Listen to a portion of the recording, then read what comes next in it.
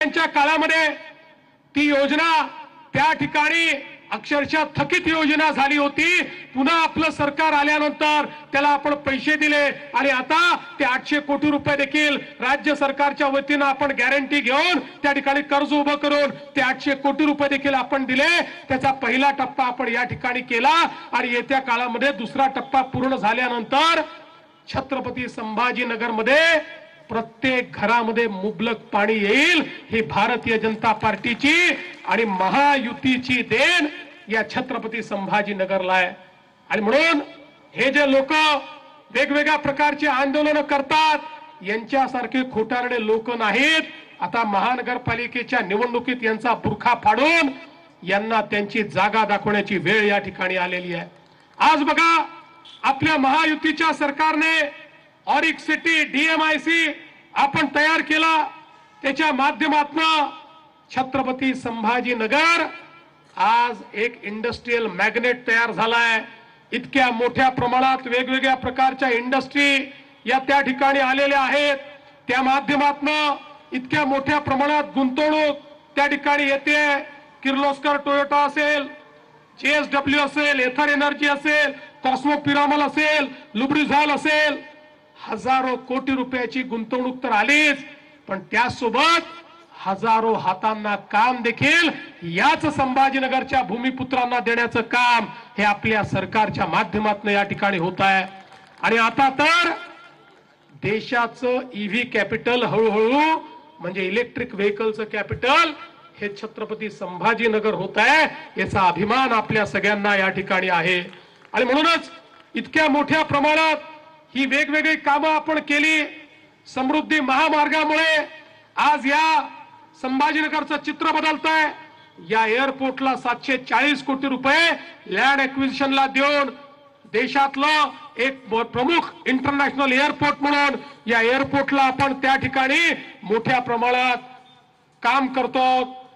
मनमाड छत्रपती संभाजीनगर मार्ग असेल किंवा या ठिकाणचे वेगवेगळे मराठवाड्यातले सिंचनाचे प्रश्न असतील, नदीजोड प्रकल्पातून मराठवाड्याला दुष्काळ मुक्त करण्याचा प्रयत्न असेल, ही प्रत्येक गोष्ट या ठिकाणी आपल्या सरकारच्या माध्यमातून झालेली आहे।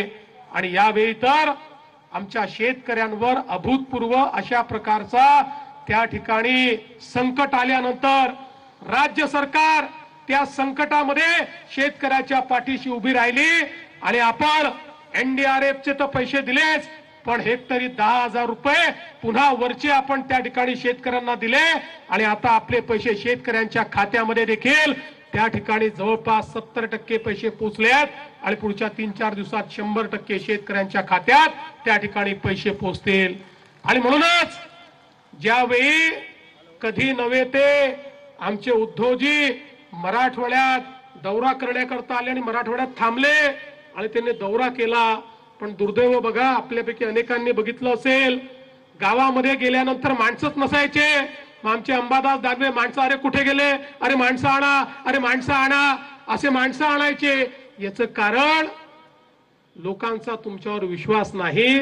लोकांना माहिती आहे आपत्तीमध्येही भारतीय जनता पार्टी आणि महायुतीच त्यांच्या पाठीशी उभी राहणार आहे। आणि म्हणून मी तुम्हाला एवढीच विनंती करण्याकरता आलोय की आता या कार्यालयाचं उद्घाटन झालेलं आहे। स्थानिक स्वराज्य संस्थेच्या निवडणुका चाललेल्या आहेत। आता नगरपालिकेच्या निवडणुका आहेत, मग जिल्हा परिषदेच्या आहेत, मग महानगरपालिकेच्या आहेत। या सगळ्या निवडणुकांमध्ये आपल्याला प्रचंड विजय मिळवायचा आहे।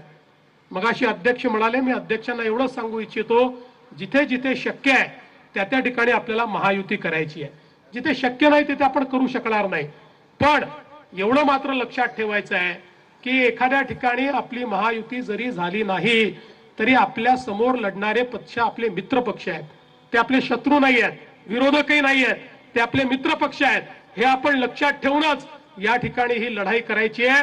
त्यामुळे पुढच्याही काळामध्ये या महाराष्ट्रातल्या प्रत्येक जो काही या ठिकाणी स्थानिक स्वराज्य संस्था आहे त्या संस्थेमध्ये जो कोणी सत्तेवर येईल तो महायुतीचाच असला पाहिजे, अशा प्रकारचा प्रयत्न आपण करू।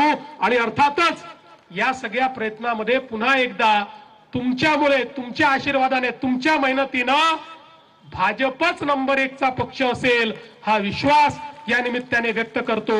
आणि पुन्हा एकदा या कार्यालयाकरता ज्यांनी ज्यांनी मेहनत केली त्या सगळ्यांचं अतिशय मनापासून अभिनंदन करून मी माझे 2 शब्द संपवतो। धन्यवाद। जय हिंद, जय महाराष्ट्र।